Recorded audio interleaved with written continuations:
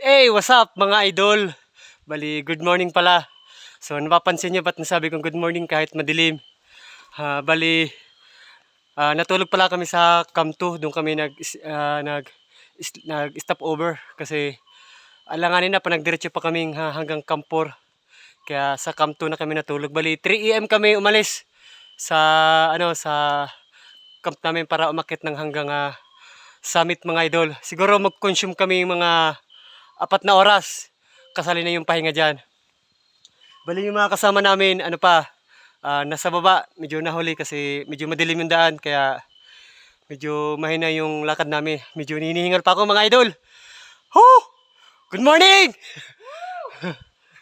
So, yun, maya-maya, naggaling kaming Camp 2, siguro mga 1 oras, marating namin yung Camp 3.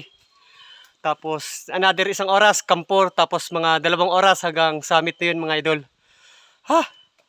Medyo, medyo madilim pa yung paligid namin kasi madaling araw kami nagsimulan maglakad.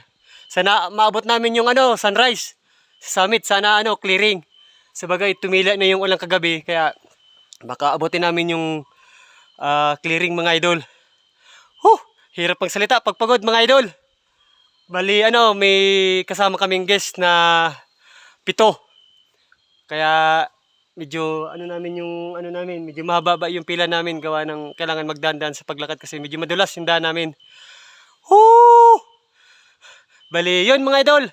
Huwag niyo kalimutan i-like, share, siyempre i-subscribe ating YouTube channel para updated tayo lagi sa mga bagong upload natin.